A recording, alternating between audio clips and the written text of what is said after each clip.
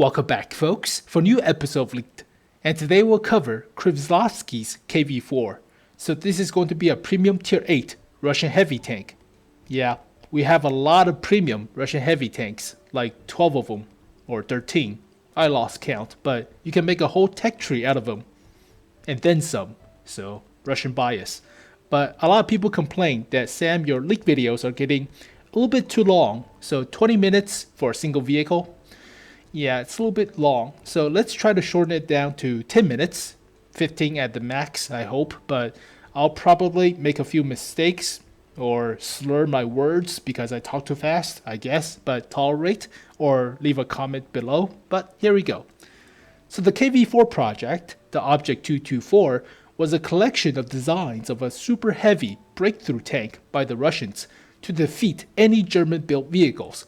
Now, these collections of the KV-4 designs were made between 1940s and the 1941. So it was before the IS series, and the Russians were thinking about heavy tanks before realizing that heavy tanks were not that great when compared to the Zerg-like tactics of T-34-85s. So yeah, KV-4s never went past the feasibility study phase, but there were around 20 designs of the KV-4s from different engineers and authors, so they all collected together of different designs and mostly blueprints. So these tanks weigh between 80-ish to 110-ish tons. They're fat, they're heavy. The armor was between 125mm to 130, with 150 covering weak spots like the cupola or the driver hatch. So all of these KV-4s were armed with 107mm ZIS-6 main cannon, so pretty decent gun. Well, it was newly developed for the time, had a crew of 5 to 9, so big vehicles. And the in-game KV-4, right after the KV-3, was based off Kreslavsky's designs, but the turret was from another author. So it was Dukov's, likely Dukov's turret, and the normal KV-4 at tier 8 is a hybrid, so small fun fact. But why no KV Fortress after World War II? Well, the Russians never needed a super heavy tank because it was expensive to build, to maintain, and had a crew for it. It also destroyed railroads and roads because it's super heavy, and transporting it was a nightmare. So basically, the Soviets relied on the T-34-85s and the IS-2s, which were pretty good and Zerg-like tactics. And by the end of the war, super heavy tanks were inferior to the IS-3 in terms of combat effectiveness. And the rise of main battle tank concepts means that no need for heavy tanks or infantry tanks. So basically you have a bunch of cavalry with armor tanks. So main battle tanks, I guess. But T-34-85s, famous, legendary. So here are a few designs of the KV-4. So this one looks like a AT-15 or the Tortoise, but with a rotatable turret. So chunky. This one looks like the Type 4, the Type 2604. The Tier 9 Japanese heavy tank, so super huge with a KV-3-ish of a turret. This one looks like the sponsons on the Churchill tank. So different designs were meshed up into a gigantic vehicle. Here is one that looks like a Churchill gun carrier with a hull mounted 107 rather than the turret mounted 107, but this one also had a 45 or 76mm on the regular turret. And here is the KTTS, and I already covered this vehicle, but this vehicle is basically a heavy tank, but Wargaming made it a tank destroyer, so it has a fixed mounted, rather superstructure-like 107mm, so it's not fully traversable turret-ish. But this thing is currently broken, so they never released it just yet. And here is Kreslavsky's KV-4, so it looks a little bit like the normal KV-4 at tier 8, but the turret is different. But you can go check out all of these KV-4 designs at Giganaut's Deviantart page, so I'll post the link in the description below, or you can read about these vehicles on For the Record. So Silent Stalker has posted like a long time ago about these tanks, so you can go check these out, but they are pretty cool. So here are the HD screenshots of this vehicle. It looks like a KV-3-ish with a different turret, but Russian tanks, so it's a big vehicle. Not as tall as the normal KV-4 or as wide and huge as the KV-4 KTTS, but it's still pretty big. So here are the collision models of this vehicle.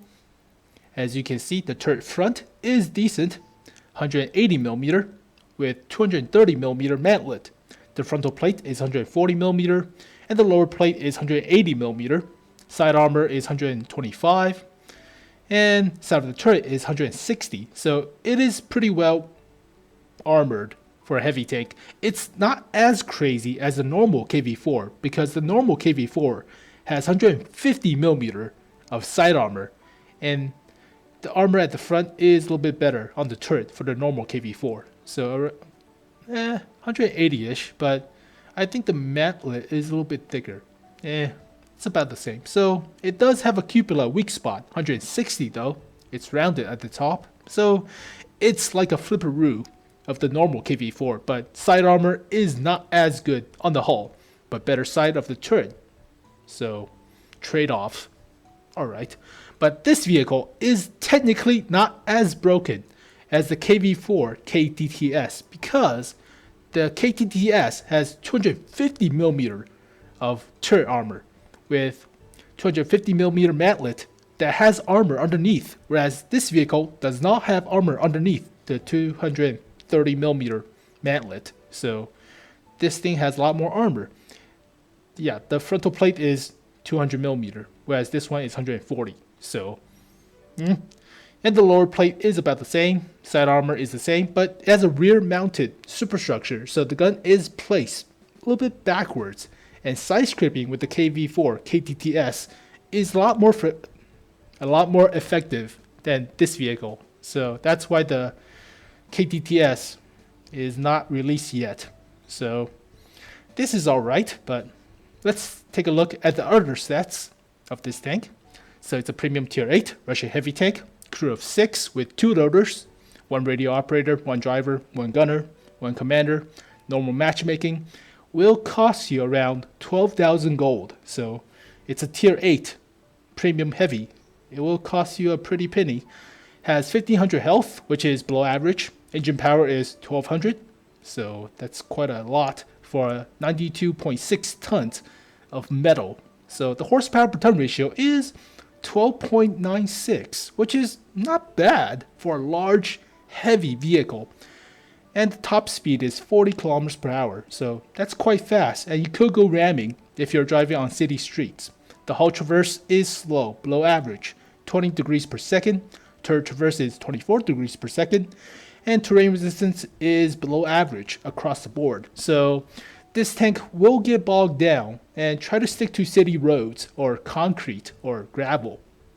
View range is 360 meters, which is Russian but better than the 350 on the normal KV-4 or IS-3, and the radio is crap, 360, just the same as the KV-4 KTTS. Hull armor is 180 at the front, 125 at the sides, 90 at the rear. Turret is 180 at the front, 160 at the sides, and 100 at the rear. The gun is 107mm M75. It has 103 rounds of ammo. That's insane. Spam a lot of shots. It has like 11 more rounds than the KTTS, which is crazy. It fires AP, APCR, and high explosive. Penetration is 227, which is pretty good. APCR is 289, which is also pretty good. High explosive is whatever. Alpha is below average, 320, so it's like the KV-4's top gun. Rate of fire is only 5.31 rounds per minute. DPM is only 1700, so it's alright. It's just below average, so don't go crazy about the DPM. That's okay. But if you fit a gun rammer or vents, it's about 2000 DPM, so that's okay. reloads every 11.3 seconds, accuracy is 0.38, which is good for a Russian tank. Aim time is 2.6 seconds, so Russian. Gun depression is 7 degrees, which is above average for a Russian tank, and 25 degrees for elevation, which is pretty good. So, final thoughts and opinions. It's more of a bunker than a fortress. It's not OP broken like the current KV-4 KTTS. So the good penetration, horsepower per ton ratio, and accuracy with insane amount of ammo, so you can spam all your shots. Take your time, just spam shots, and don't move. The armor is good, but it's not fortressy, so side armor is not like the 150 on the normal KV-4, and the turret is not as strong as the superstructure on the KV-4 KTTS. So, okay, it's a goodish armor. It has Russian view range, bad terrain resistance, and terrible radio. So getting artillery support or getting medium tanks to come around to help you is a little bit difficult if they are on the other side of the map. So, But it's a solid and fair premium tank with decent armor and gun, has better horsepower per turn ratio and terrain resistance with more view range, hit points, and gun depression and elevation and ammo than the KV-4 KTTS, but at the cost of DPM, accuracy, aim time, and placement of the gun and armor. So it's a little bit more well-rounded, whereas the KV-4 KTTS is more focused on damage. So the KV-4 KTTS has like 2,400 DPM because it's a tank destroyer, I guess. So it's not as insane or unfair as the IS-6 or the KTTS, but it's a fair vehicle. It's alright. So is it worth it? It's a fair premium tank, but it faces a lot of premium tank competition, like the Corvettes-1, the IS-6, KV-5, IS-3-A, IS-3A, autoloader, whatever. So a lot of competition, and it's not OP yet. So in my opinion, it's not crazy good as the KV-4 KTTS because the armor layout and the gun.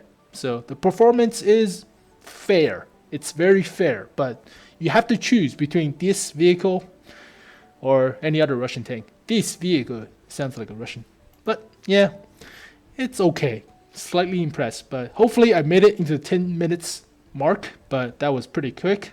So I slurred up a few of the words, but there you go, folks. The Kreslavsky's KV-4. So thank you guys for watching this video. Hope you guys enjoy it. I'll see you guys next time. Peace.